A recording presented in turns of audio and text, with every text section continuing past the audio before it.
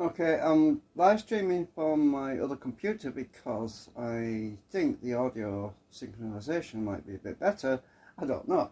We'll find out. But I wanted to talk a little bit about Second Life and about the problems it has. I mean, it's dying. I mean, nobody seems to be, not many people seem to be hanging around in specific sims in regions, certain regions, because there's a big problem, and I'll explain what it is. Maybe I should put a light on. I'm a mess right now.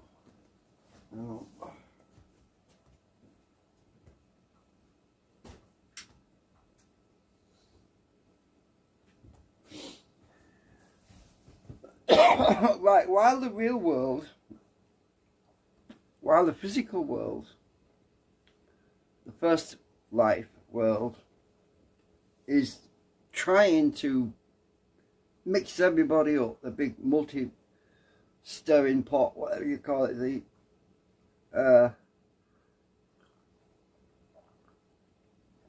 the melting pot. They're trying to mix everybody, right? If it's not going to work in a virtual world, it's not going to work in a physical world either, right?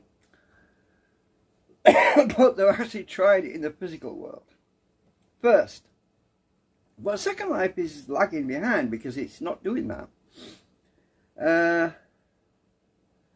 I mean, okay, everybody has a dream. Everybody has this fantasy, this sense of belonging and a sense of homeliness, and I want to create my own little sim. I want to create my own little world. And this is what people do. They do it. They go into Second Life and they kind of have a half-baked idea because it's not fully comprehended as to whether or not it's going to be successful or not. Because I mean, I like that idea myself. I mean, I grew up in the countryside and I love the countryside, and that's where I started my first 12 years of my life. 13 years of my life, actually, probably. But when you try to recreate that in a virtual world, it might be all great for you personally, but it doesn't exactly become appealing and attractive to everyone else because everyone's got a different perspective. So there's a certain amount of mix and match really with this, because if you want to attract people from other cultures, other environments, you need a mix. You need a mixture. And it reminded me of that TV show, The Prisoner, Patrick McGowan, back in the 60s. It was a very dystopian story. It was very nightmarish, but the general idea about the village was very accurate because it was cosmopolitan. It had a bit of everything there. So it didn't make any difference if you came from Russia or Japan or China. Everybody could find something there that you feel at home at. You know, even if it's just a cafe. That's what we tend to see in real life. Actually, you'll go to, say, London, you'll see Chinese takeaways, you'll see Italian restaurants, you'll see. I mean, this is kind of what is lacking in Second Life, is a cosmopolitan kind of feel, you know, where you don't feel alienated, you don't feel isolated, you don't feel like you're out of your element, you don't feel like you're fish out of water. Which is what the problem is. If you're feeling like you're a fish out of water and I want to get out of it, I want to find somewhere else, that's when the simulator, the sim that you're building, whatever world it is you're creating, is going to flop anyway, because the chances of finding somebody else exactly like you is getting very small. I mean, Second Life, the number of people going to Second Life right now is dwindling. It's a fact. I mean, I've seen the numbers go down And it's not just because of technical problems. I mean, a lot of it is to do with technical problems. You know, people's computers break. There's all sorts of issues with compatibility, and people keep moving the goalposts. I mean, Firestorm keeps moving the goalposts. Linda Labs keeps moving the goalposts. They keep changing things. They say, "Oh, we'll make this better. We'll do this," but you know, it doesn't work for everybody. It doesn't work for everybody because there's a lot of people out there who've got no money, so they can't afford to buy a new computer, and they don't want to buy a new computer, and they're trying to make do with what they've got. And if it doesn't work on your computer, you're up shit pan alley. So you basically end up cutting your own throat, right? You end up isolating yourself, because if you keep changing and moving the goalposts all the time too quickly, people aren't going to be able to catch up. But the way to make it more appealing, to a vaster majority, is to have it more cosmopolitan. You know, I feel like, I mean, it's everywhere. It's not just one sim. I'm not picking on anyone individually. I'm just saying it's everywhere, because, you know, I talked a few weeks ago about another about me feeling alienated and not feeling like I belonged. That was at Chagrin Falls, because it was too Americanized. But there was a certain amount of flexibility there, because I was allowed to use my British fire trucks and all that. But there was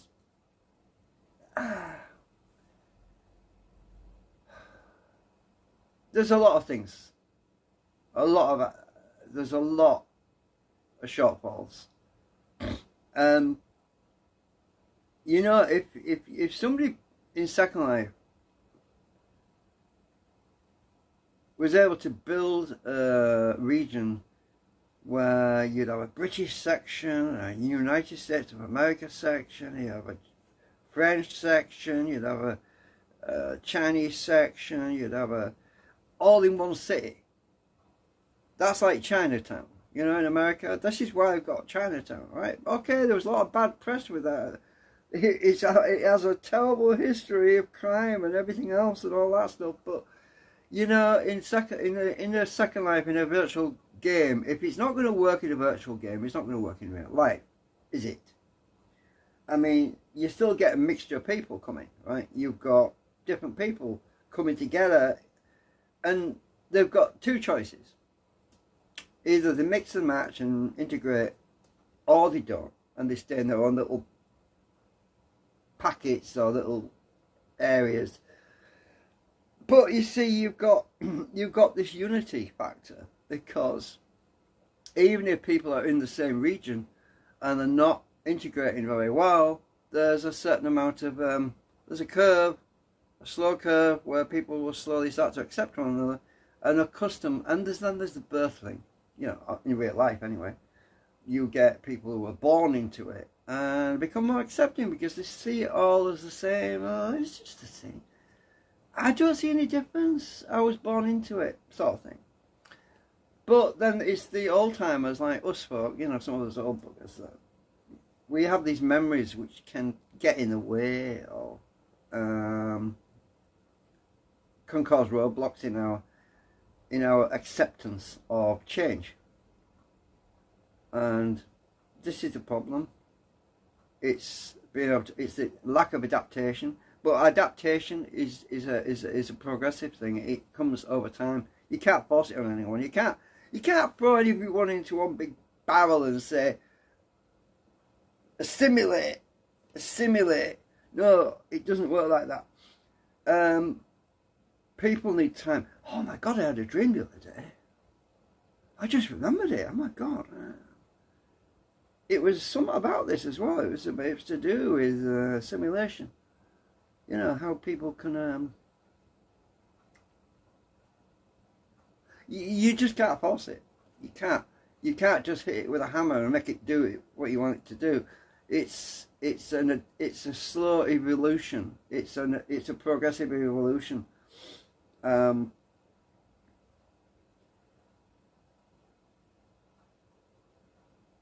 I mean, I've been around all these different regions. I've been to quite a few different places, and the only venues that seem to be flourishing, is the right word I think, is special events, as in music events, but they don't last. There are flashes in the pan, you know, they just, everyone comes together, they have a party, they dance, it's not much dialogue, there's a bit of dialogue, but not a lot. Everyone has a dance, the music finishes, and at the end of the show, that's it. Everyone goes off back to their own places. And it's kind of over. Yeah, what was that? That was just an event, yeah. But people don't want to linger because they don't, there's nothing here to keep them there, really. I mean, people try hard. They create all these nice gardens. They create all these ornamental situations, decorations, everything else. But you know what? You got to appeal to the majority. You got to have a bit of a variety there.